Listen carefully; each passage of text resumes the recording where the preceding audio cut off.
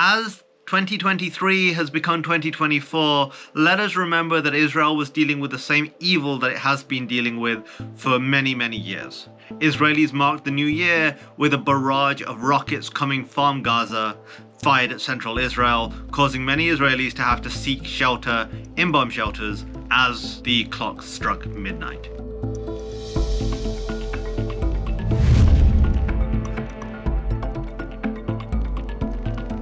Many people are talking about change and their New Year's resolutions and whatever the new year brings, but Israel is still dealing with the trauma of October 7th. It still has hostages who are being held in Gaza. Tiny CUFI Weekly, who was kidnapped by the monsters of Hamas when he was only 10 months old, is going to be 1 year old this month. He will spend his first birthday in Hamas captivity in Gaza. Yet there's no outrage.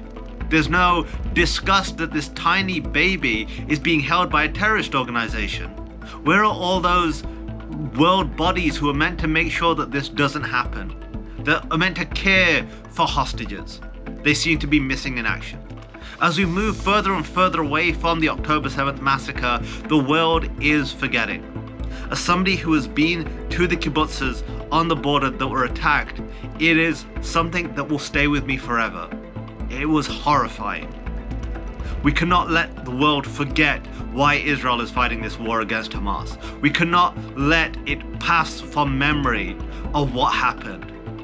We owe it to those being held in Gaza. We owe it to those families who have lost loved ones. We owe it to those who lost their lives on October 7th. And we owe it to every single IDF soldier who is fighting not only for the freedom for Israelis to be free from terror, but they are also fighting for us.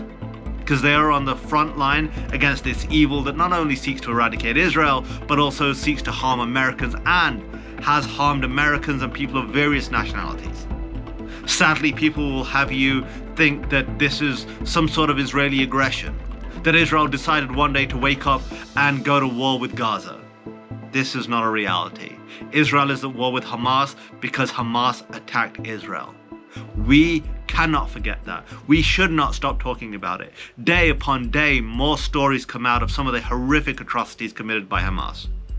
And while it is difficult to read, while it is difficult to listen to, we must continue to share these stories. We must continue to share what Israel is dealing with. There are people in our streets who have been chanting support for Hamas. There have been people in our streets waving the flags of terrorist organizations, holding pictures of terrorists, disrupting people trying to get to airports. And we're not just talking about Hamas. We're talking about Iran, who fund Hamas. We're talking about Hezbollah, who Iran also support. Just because it's a new year, the threats have not diminished. The pain for so many Israelis and Jewish communities all over the world has not diminished. And while for many people, they're just getting on with their lives as normal, for many Israelis, for most Israelis, that just simply isn't an option while their soldiers, while their brothers, sisters, while their aunties, uncles, mothers, fathers are defending their country. While their citizens are being held in Gaza.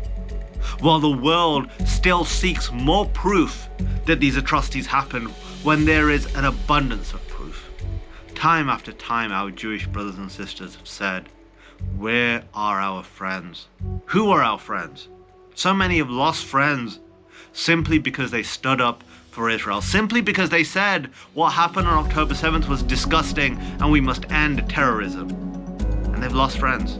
So many of the people they considered friends have come out with anti-Semitic, pro-Hamas statements and content on social media.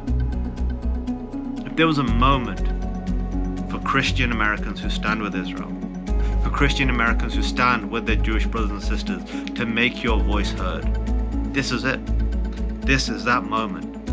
And as we reach the 3-month mark since the massacre on October 7th, if you haven't spoke up yet, and it doesn't have to be grand, it can be on social media, it can be to friends, it can be just expressing to your local Jewish community that they're not alone.